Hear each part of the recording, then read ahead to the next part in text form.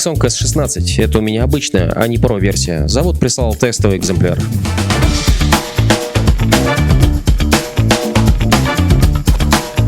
Приветствую, это канал Кадрифт, и я с огромным опозданием веду доклад об очередной новинке. Этот S16, который нам прислал Kingsong, по словам завода, является полноценной конечной версией, за исключением аккумулятора.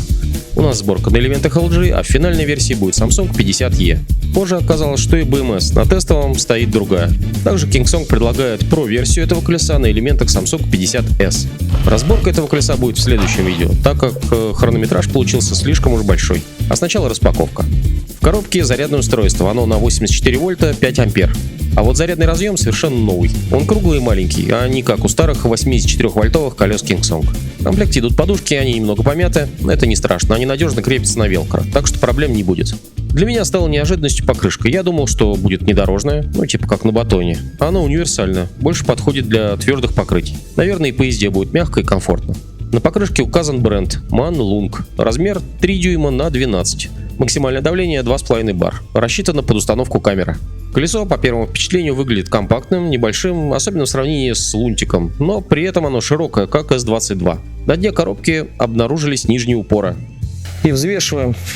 Это у нас без подушек. Без подушек 31,9. Это прямо успех. 32 килограмма, как обещали. Круто. И сейчас еще с подушечками. Так, положил еще подушки. Так, это 32,5 килограмм с подушками. Забегая вперед, к нам уже приехали S16 Pro версии, и я его тоже взвесил. И получилось 32,5 килограмма, но без подушек. Получается, что оно тяжелее примерно на 600 грамм. Интересно, почему? И, кстати, на своем сайте Kingsong сейчас обещает вес 33,3 килограмма, что получается даже с небольшим запасом. Я замерил внешний диаметр покрышки. Длина окружности под печатку 139 сантиметров. Пересчитываем. И получаем 17,4 дюйма. На паттон у меня получилось больше. Итог. У нас 17-дюймовое колесо. Посадочный диаметр обода при этом 12 дюймов. По характеристикам, S16 бывает, как я уже говорил, в двух версиях. Обычная отличается от Pro элементами аккумулятора, а также максимальной скоростью 60 км в час против 50. Это максимальная скорость подъема педалей. Холостая раскрутка будет 80 против 70 км в час у обычной версии. Я предполагаю, что скорость возросла за счет перемотки двигателя. То есть его тяга на низких оборотах будет несколько ниже. Естественно, Pro-версия получается дороже. Емкость аккумулятора 1480 Вт-час, это 4 параллели, такой же аккумулятор стоит на Inmo V11. Мощность, пробег — это, как уже знают все бывалые райдеры, совершенно бесполезные данные. Аккумуляторы теперь уже традиционно собраны с использованием Smart BMS, и эта BMS действительно умная. Она не просто позволяет через приложение отобразить подробное состояние аккумулятора вплоть до каждой параллели элементов, но и сообщит контроллеру о малейшем намеке на неисправность. Сообщение об ошибке появится на дисплее, а колесо издаст сигнал тревоги. Кроме контроля температуры, напряжения, есть еще и датчики влажности, чтобы быть на 100% уверенным в состоянии аккумулятора и его безопасности. А еще через приложение можно ограничивать предельное напряжение заряда. Даже небольшая недозарядка помогает заметно увеличить срок жизни аккумулятора. Но также это очень полезно для тех, кто либо живет на возвышенности, либо предпочитает активно и резко тормозить. Рекуперация при торможении будет портить заряженный полностью аккумулятор. Такая же по функционалу BMS используется и в S19. В S22 Pro не уверен по поводу датчиков влажности. Владельцы поправят меня в комментариях. Перед тем, как колесо разобрать, его надо хорошенько рассмотреть внешне и проверить на работоспособность. Мне с первого взгляда S16 понравилось, оно выглядит таким маленьким и аккуратным. Чем-то мне напомнило вагончик зарубежного метро. Оно такое же округлое и широкое. Начну с педалей. Первое, что бросилось в глаза, что педали аналогичны педалям на S22 и S19, но установлены они необычно, они смещены вперед. Еще на S22 мы в свое время пробовали ставить педали вперед, так было удобнее ускоряться, а здесь педали заметно меньше, и такая постановка мне понравилась. Нога, получается, стоит ровно на педали. Хотя вот Або, когда встал, то у него просто свисала пятка, потому что он привык ставить ноги немного назад. В целом это не проблема, можно переставить педали назад, просто поменяв их местами, это несложно. Но сам размер педали подчеркивает, что это колесо не для габаритных райдеров. Под мой 42 размер подошло нормально, но у кого нога больше, скорее всего, будут вопросики. Подушки и нижние упоры размещаются в довольно широком диапазоне. Можно поставить повыше, пониже, сместить вперед, назад. Между передними и задними упорами расстояние удобное, хотя подушки выглядят не такими качественными, как у S19. Но есть особенность, так как корпус верхней части покатый, то и подушки повторяют его форму. И не все кастомные подушки сюда нормально встанут. Второй момент, что эти самые полукруглые накладки еще добавляют дополнительной ширины. И при взгляде спереди видно, что они не очень эстетично выпирают. Крыло и задняя подставка аналогичная S19 и S22. Колесо стоит устойчиво. Здесь же рядом колонки. Играют они довольно громко, как и S19, но басы противно хрипят на высокой громкости. Для музыки попроще подойдет. Очень жаль, что Kingsong так и не сделали функцию озвучки двигателя Soundwave, как у InMotion. Здесь же в колонках интегрированы светодиодные ленты, они светятся и даже выполняют роль поворотников. Еще светодиодная лента находится сверху по периметру оголовья и непосредственно в рамках фар, по аналогии с S19. Фары подчеркивают наследственность колеса и положение в пищевой цепочке. Здесь по 2 лампочки против 3 у S19 и 4 у S22. Но зато Kingsong уже доработал прошивку.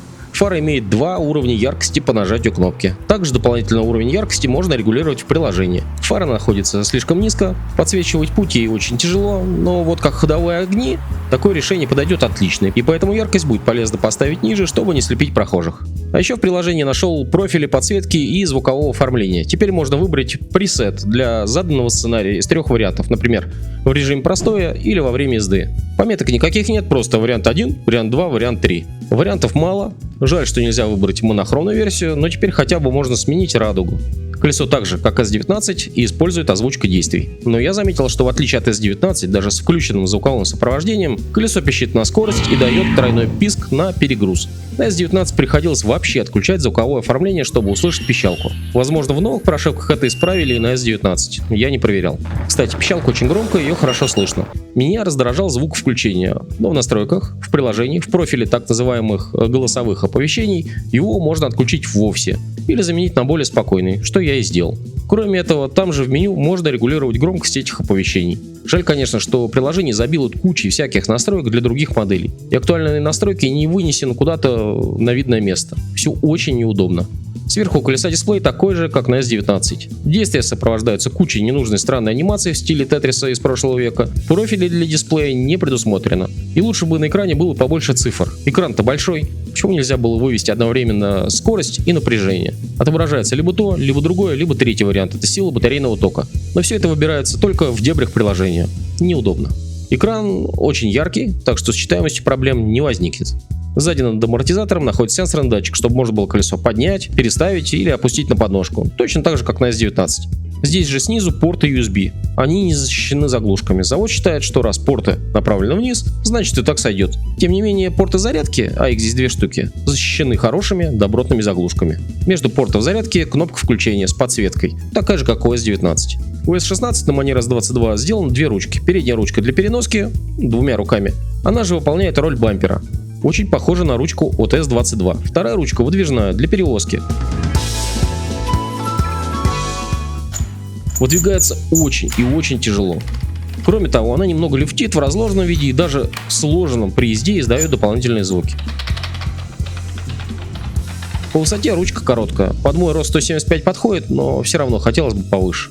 Работа подвески. Она, конечно, сопровождается, как и у S19, всякими посторонними щелчками и отзвуками, но работает отлично.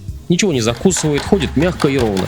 Стальная пружина показалась мне жестковатой, даже под мои 85 кг. Особенно после батона ощущение, словно подвеску очень сильно зажали. Прыгучесть с такой подвеской получилась хорошей, хотя это не батон, но и колесо легче, так что запрыгнуть на бордюр не должно быть сложно.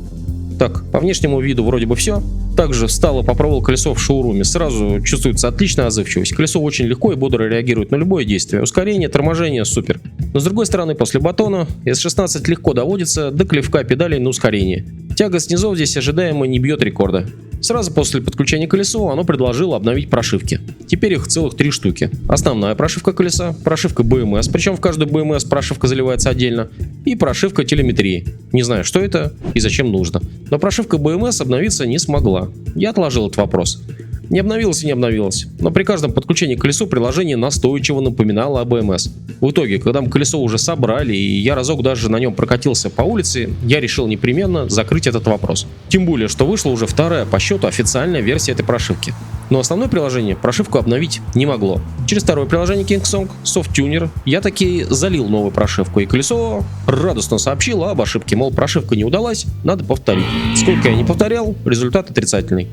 Тогда я залил единственную доступную с той же сигнатурой более раннюю прошивку. Она поставилась успешно, но колесо стало ругаться на то, что батарея заряжена менее чем на 10%, мол, срочно зарядите. Да что ж ты будешь делать? Написал об этом на завод. Они что-то невнятно ответили, я попробовал проверить все прошивки на модели S16, нашел там еще одну более новую прошивку. Производитель подтвердил, мол, попробуйте ее. После заливки BMS перестало видеться вообще. И тут King Song поинтересовался, а что было за колесо я прошиваю? Ну конечно же тестовое. И здесь выяснилось, что в тестовом стоит совсем другая BMS, и прошивка от серийного не подходит никак. И теперь надо разбирать снова колесо и сбрасывать обе BMS аппаратно. Не понимаю только, зачем они выкладывают несовместимые прошивки под одной моделью. Да, там есть отличия в сигнатуре, но ведь кто-то может выбрать не ту прошивку, и BMS после этого превращается в кирпич. Итак, колесо мы разобрали, в следующем видео будет его разборка, а вот поездить получилось только один раз. Ждем, когда колесо реанимируют. В целом, внешне в первый день мне колесо понравилось. А мне в последнее время вообще все колеса нравятся. S16 очень неплохо выглядит в сравнении с S18, заметно компактнее S19, но конечно все надо проверять в боевых условиях, о чем я расскажу в следующих сериях. И по поводу выбора, S16 или S16 Pro. Я бы лично предпочел увидеть более дешевую версию с тяговым двигателем, ведь ездит же S19, S22 Pro на обычных элементах. Удачи на дорогах!